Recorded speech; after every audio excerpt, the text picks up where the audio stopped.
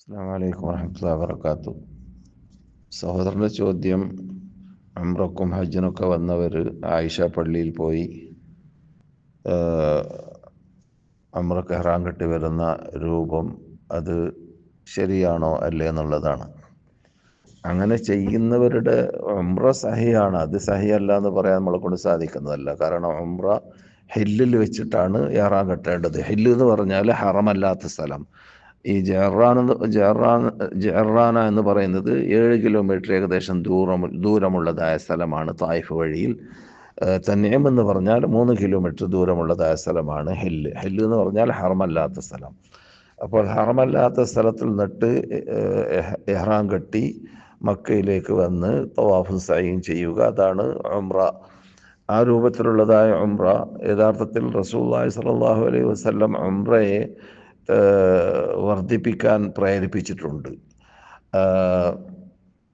ഹജ്ജിനെയും ഉംറയും തുടർത്താനും പറഞ്ഞിട്ടുണ്ട്. ഹജ്ജിനെ താബിഉ ബൈനൽ ഹജ്ജ് വൽ ഉംറ, ഹജ്ജിനെയും ഉംറയെയും തുടർത്താനും പറഞ്ഞിട്ടുണ്ട്. പക്ഷേ ഈ ഉംറയെ നാം വർദ്ധിപ്പിക്കുക എന്ന് പറയുന്നത് അത് ഒരേ യാത്രയിൽ തന്നെ മക്കത്ത് നിന്ന് പുറത്തു പോയി ഇഹ്റാം കെട്ടി വരിക എന്ന ശൈലി അത് സലഫ് സാലിഹ്യങ്ങളിൽ കാണാൻ സാധിക്കുന്നതല്ല. നമുക്ക് സലഫ് സാലിഹ്യങ്ങളുടെ മൻഹജിൽ അവരുടെ ശൈലിയിൽ കാണാൻ സാധിക്കുന്നതല്ല. സഹാബാക്കളോ താബിഈങ്ങളോ അതിനു മുമ്പ് ഖുലഫാഉർ റാഷിദീങ്ങളോ ആരും തന്നെ ആ രൂപത്തിൽ ചെയ്തിട്ടില്ല.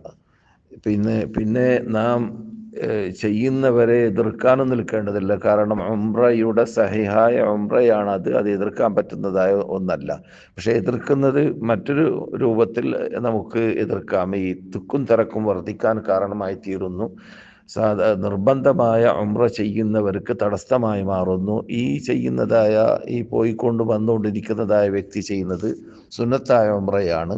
അങ്ങനെ ഒരാൾ തുടങ്ങിയാൽ 10 ആളായി, 100 ആളായി, 1000 ആളായി, ലക്ഷക്കണക്കിന് ആൾക്കാർ ഇതിങ്ങനെ കാട്ടിക്കൊണ്ടേയിരിക്കുമ്പോൾ നിർബന്ധമായ ഫർളായ ഉംറ ചെയ്യാൻ വരുന്നവർക്ക് അത് തടസ്സമായി മാറുന്നു. ഈ കാരണത്തിൽ കൂടി അതിനെ പ്രേരിപ്പിക്കാതിരിക്കുകയും അതിൻ്റെ എണ്ണം കുറക്കാൻ വേണ്ടി പരിശ്രമിക്കുകയും ചെയ്യലാണ്.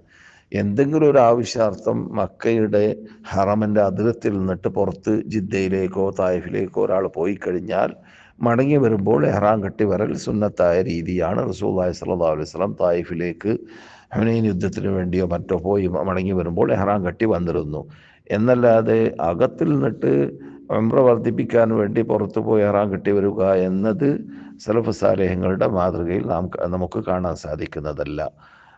അങ്ങനെ ഒരാൾ ചെയ്താൽ അത് തെറ്റാണ് എന്ന് പറഞ്ഞാൽ അവരുടെ ഉംറ സഹിയാവുകയില്ല എന്ന് നമുക്ക് പറയാൻ പറ്റുന്നതല്ല. പക്ഷെ അതിനെ പ്രേരിപ്പിക്കാൻ നമ്മുടെ കൂടെ തെളിവില്ല. അത് പ്രേരിപ്പിക്കാതിരിക്കലാണ് വേണ്ടത് അതിന്.